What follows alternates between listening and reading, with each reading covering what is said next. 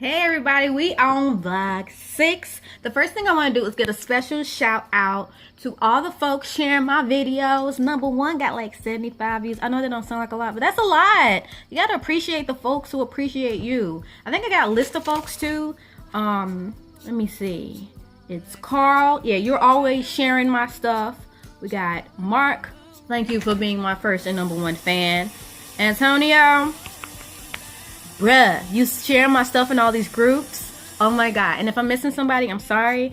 I'm just thank you. I'm glad I'm able to inspire at least one folk up in here. And let's get to the topic at hand. Here's my open diary number 6. And I'm gonna like incorporate story times. These are true life stories. I'm changing names to save anonymity for folk. But this story time is going back to when I was in 6th grade. And believe it or not, even to this day I'm still a nerd, but back then I was like super nerd, like super duper nerd. By the time I went to 6th grade, I had been to 5 different grammar schools. You know, everybody had their story about their family, and we was just going through something. You know, our household was changing, we moved a lot. My stepdad was getting like, I think he was changing departments because he was a police officer and stuff like that.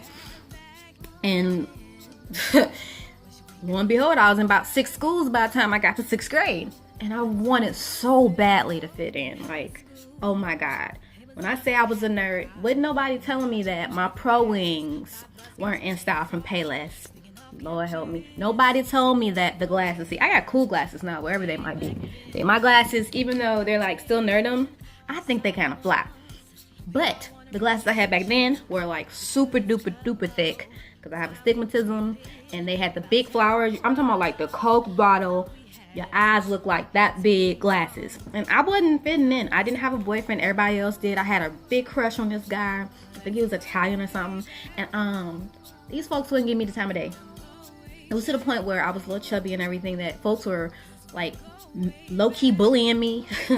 My butt was too big when butts weren't in at the time, because when you in 6th grade, you're supposed to be, you know, I don't know what they thought people in 6th grade supposed to be. But anyway, they would put brownie bits in my chair. I remember exactly the names of the kids who did it. I ain't gonna put them out there like that.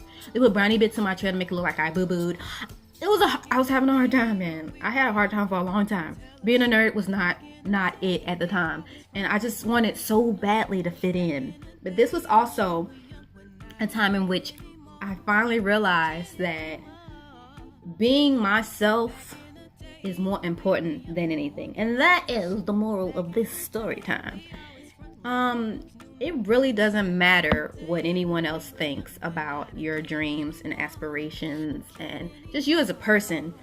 The pivotal point in 6th grade is when, you know, it was really cool for everyone to go on this field trip. I forget exactly what we were going, but it was about the, you know, it was like the 6th grade trip or some crap like that. And everybody else, they went on this field trip.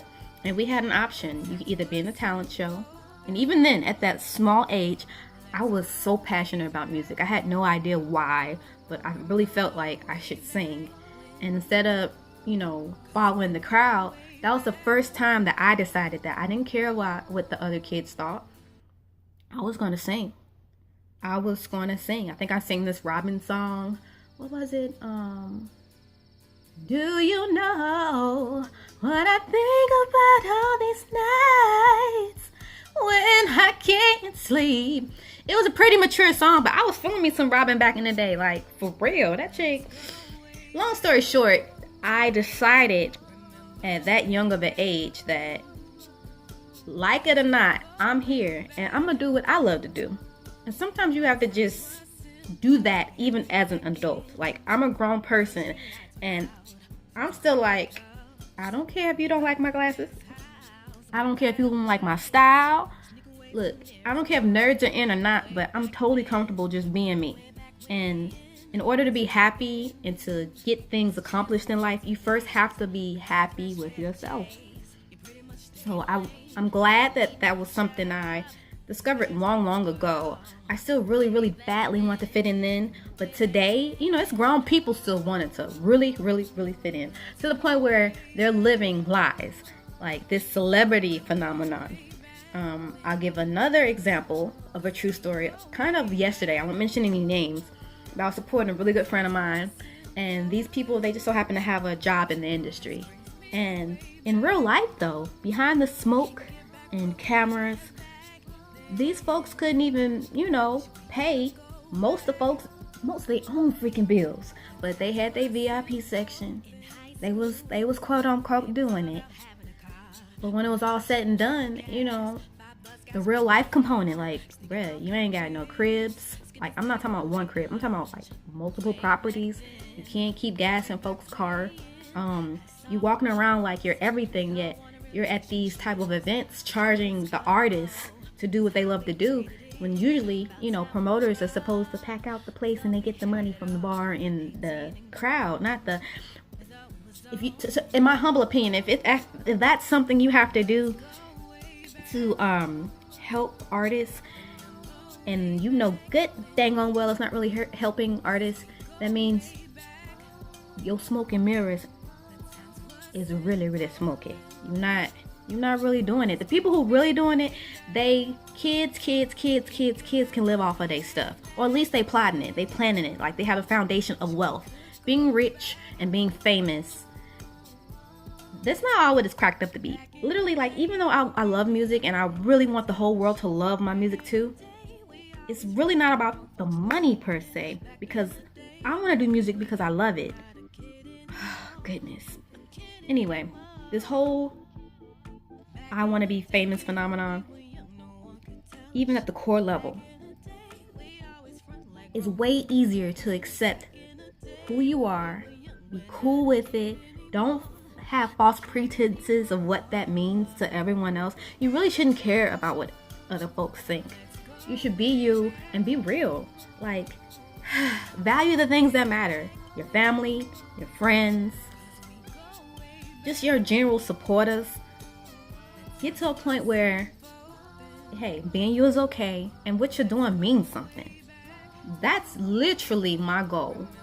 Like, if I left the planet today, I'd be pretty happy because I know everything that I've done was trying to inspire the world, to let them know that it's possible to make their dreams come true. I know it sounds crazy, but for real, I love music. Yes, I do.